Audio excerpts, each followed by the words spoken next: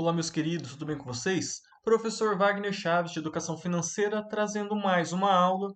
E hoje eu gostaria de fazer uma catarse, um apanhado geral de todo o nosso conteúdo do bimestre, relembrar algumas coisas, tentar pontuar algumas coisas que ficaram ainda, algumas dúvidas que surgiram e dar alguns recados. Então, primeiramente, nós estamos finalizando o segundo bimestre. Então, se você deve alguma atividade para mim, peço que me envie o mais rápido possível para que eu possa fazer a correção e lançar as notas.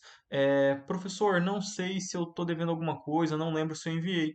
Eu estou tentando enviar para todo mundo, via o sistema Delta, um comunicado falando se você deve ou não alguma coisa para mim. Se você não deve, não vai receber nada. Estou falando com a escola também, então vocês vão receber, a escola vai entrar em contato com vocês, ou vocês podem enviar um e-mail perguntando se tem alguma pendência. Por favor, façam isso. E quem tem alguma coisa, já sabe que tem, por favor, me envie o mais rápido possível para que eu possa corrigir. Beleza? Dito isso, vamos então para a nossa aula. Bom, pessoal, nesse bimestre a gente falou bastante sobre dinheiro e algumas instituições financeiras, instituições relacionadas ao dinheiro. Então, começamos falando da Casa da Moeda, que é uma empresa estatal do Brasil. O que é uma empresa estatal? Pertence ao Estado brasileiro.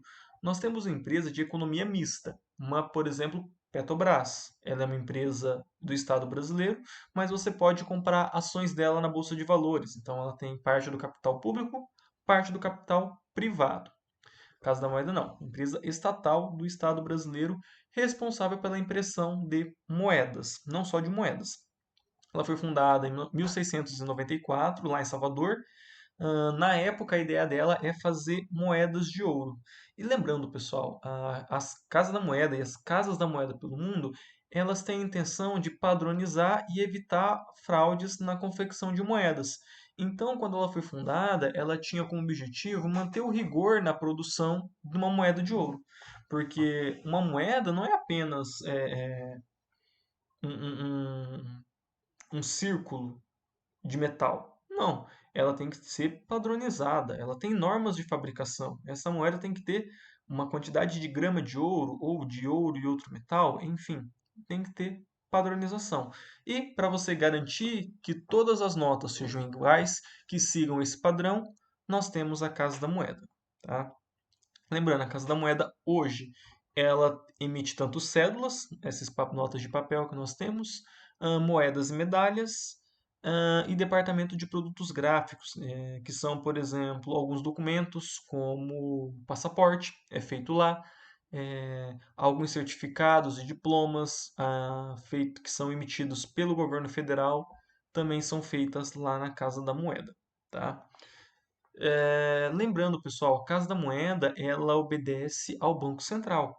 Apesar da Casa da Moeda ser a instituição que faz as nossas moedas, as nossas notas, ela não pode fazer isso ao seu bem entender. Não, ela deve respeitar normas tanto do Banco Central quanto normas do Ministério da Economia.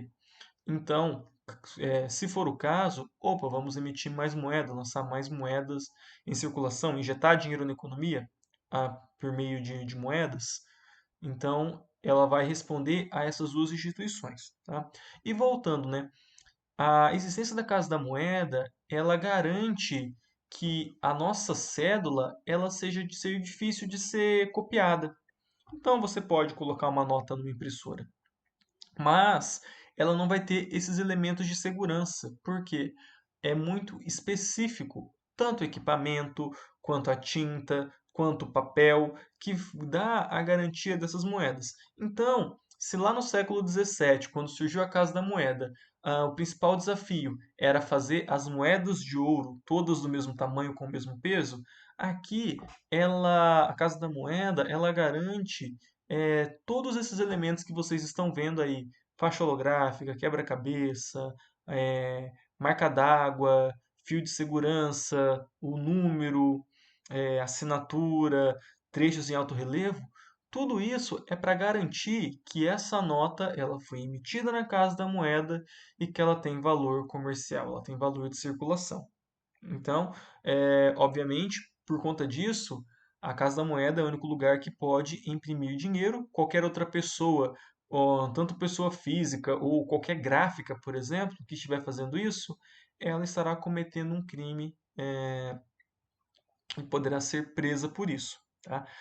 Só lembrando, a Casa da Moeda do Brasil faz o real e faz algumas outras moedas também. Faz de algumas moedas da África e de alguns países aqui da América Latina também. Tá? Então, uma maneira do Brasil ganhar dinheiro aí é vendendo moedas. Obviamente, a gente respeita o Banco Central e o Ministério da Economia desses países. Então, vem lá um pedido, é para emitir tantos milhões, eles vão lá, imprimem e levam de volta. Beleza? Bom, pessoal, depois nós falamos do lastro. O que é o lastro? É a garantia do valor do dinheiro. O dinheiro, a gente falou, é uma relação de confiança. Algumas pessoas não entenderam essa questão na prova, né? O que é uma relação de confiança? Bom, gente, se você contrata uma pessoa, você está esperando o quê? Que ela faça um serviço e você vai pagar para ela. E o que que ela espera? Que ela vai fazer o serviço e você vai pagar para ela. Então, é uma maneira de você estabelecer contrato entre duas pessoas. Tá? O dinheiro tem esse elo de confiança entre a sociedade e das pessoas que usam ele. Então, eu gosto de usar o exemplo do dólar. Dólar, em qualquer lugar do mundo, você vai com dólar e você vai achar alguém para trocar. Porque é uma moeda muito conhecida, do país mais rico do mundo, do país mais desenvolvido, e as pessoas não têm receio em usar o dólar. Então, por exemplo, as pessoas vão comprar coisas no Paraguai, não usam o Guarani, usam o real ou usam o dólar, sobretudo o dólar, porque é uma moeda forte. Você vai viajar para algum outro país, você vai levar o dólar. Então, isso mostra a relação da confiança da moeda. Obviamente, falando aqui a nível de Brasil, a gente não vai pensar em dólar, vai pensar no real. Mas, por exemplo, investidores que olham o Brasil, eles têm que ver a qualidade da nossa economia e da nossa moeda, para verificar se vale a pena investir nesse país. Então, uma empresa multinacional que quer investir no Brasil.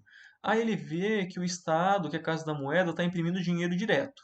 Opa, uma economia inflacionada, eu vou querer investir nesse país? Não. E uma maneira de você medir a qualidade da economia de um país é através da sua moeda. E o lastro é quem garante o valor da moeda. O lastro é a riqueza que é o valor da moeda. Tá? Então eu falei que o lastro, ele originalmente era medido em reservas de ouro. Hoje ele pode ser feito por petróleo, dólares, inclusive, guarde aí reserva de dólares que a gente vai conversar daqui a pouco, né? Países com moedas fracas utilizam muita reserva de dólares, mas normalmente é em ouro mesmo, tá? Ou em alguma commodity muito valiosa, beleza? E daí eu falei para vocês do caso do Zimbábue, né? Da antiga moeda do Zimbábue, 1 trilhão de dólares do Zimbábue que valia 40 centavos. Esse aqui, pessoal, é um cenário onde a moeda é super desvalorizada e nós temos uma hiperinflação. E vocês lembram o que é inflação? Inflação é um aumento dos preços, um aumento generalizado dos preços. Esse tipo de inflação ocorre em todo lugar, todo país, qualquer momento. Agora resta saber se ele é bom ou não, e nós temos alguns indícios. Então, por exemplo, se a inflação ela é negativa, -1, -2, significa que o país não cresceu, então é ruim. Se a inflação é 40, 50, 60, significa que a moeda está sendo desvalorizada, não é bom. Se a inflação fica em torno de 4%, beleza, significa que o país cresceu, que o aumento dos salários das pessoas pode significar essa melhora na economia e, eventualmente, essa pessoa vai conseguir consumir mais. Tá? Então, até 4, 5% ali é aceitável para indicar uma economia saudável, beleza? E há vários tipos de inflação, ela não é uma coisa só, ela pode ocorrer de várias formas. Então, nós temos a inflação de oferta, que é quando nós temos um aumento dos preços das matérias-primas. Então, a matéria-prima ela fica mais cara, então todo o resto vai ficar mais caro. Então, vamos usar a cadeia de petróleo. Se o petróleo fica mais caro, o combustível vai ficar mais caro. Se o combustível, gasolina, diesel vai ficar mais caro, o frete fica mais caro. Logo, qualquer coisa que utilizar frete vai ficar mais caro. a passagem de ônibus, a passagem de avião, o tomate que vem de outra cidade, o leite que vem de outra cidade, a fruta de outra cidade, o carro que tem que vir no transporte cegonha. Tudo isso vai ficar mais caro, porque a matéria-prima ficou mais cara. Quais são as principais matérias-primas? Petróleo, soja, milho, minério de ferro. Se a soja ficou mais caro, o óleo de soja vai ficar mais caro, biodiesel vai ficar mais caro, a ração do gado vai ficar mais cara e a carne vai ficar mais cara, carne bovina, suína. Então, isso é um tipo de inflação. Nós temos a inflação de demanda também, tá? Inflação de demanda, pessoal, é quando ela pode acontecer em dois casos. Primeiro, quando um produto ele é muito procurado. Então, a demanda desse produto ela é muito grande. Um exemplo que eu dei para vocês é do álcool. Começou a pandemia, sumiu o álcool das prateleiras. Os mercados que tinham aumentaram o preço porque a procura era muito grande, tinha uma demanda muito alta, tá? Ou ela pode ocorrer também quando há muito dinheiro em circulação. Professor, como assim muito dinheiro em circulação? Dinheiro em circulação é ruim? Se o país não gera riqueza, sim, é ruim. Então, se do dia para a noite o ministro da Economia lá, o Paulo Guedes, fala, ó, vai imprimir aí mais 1 bilhão e soltar na economia. E sem ter reservas para isso, tá? Não estou falando do auxílio emergencial que está tirando de reservas, não. Sem reservas para isso. E joga lá na economia, o salário mínimo vai de R$ 1.000, vai para 2.000. Tudo vai aumentar. Por quê? Sabendo que existe mais dinheiro em circulação, o preço tende a aumentar. Então, a pessoa que vende gás, sabendo que a pessoa pode pagar mais, vai aumentar. A pessoa do mercado, o dono do mercado, vai aumentar os preços. O dono da quitanda vai aumentar os preços. Então, tudo aumenta os preços. E no final, R$ 1.000 e R$ 2.000 vai ser a mesma coisa, vai ter o mesmo poder de compra. O que é poder de compra? É comprar tantas coisas com X dinheiro e com 2x comprar as mesmas coisas porque ou esses produtos valorizaram ou o seu dinheiro desvalorizou. Beleza? Temos também a inflação de inércia. Lembrando, pessoal, a inflação de inércia ela é mais no campo das ideias. É quando os economistas eles começam a projetar recessões. E daí, olha, a gente está no momento que a economia está frágil, a gente não está conseguindo acelerar, está tendo determinados problemas e pode vir uma inflação. E nesse momento, algumas empresas elas já começam a aumentar os preços logo agora. Então, por exemplo, vai ter o carro vai ficar mais caro em 2022. Mas em 2021 a gente aumenta o preço já em 2021 para que o aumento em 2022 não seja tão grande. Então vai aumentar 2% em 2022. Não, a gente aumenta 1% em 2021, mais 1% em 2022, ou seja, vai em graduação. Tentar diluir isso daí. E por fim, nós temos a hiperinflação, que é o descontrole total dos preços, que é onde que nada mais faz sentido, dinheiro vira papel porque ele não vale mais nada e vocês fizeram o trabalho sobre o plano real. O que é o plano real?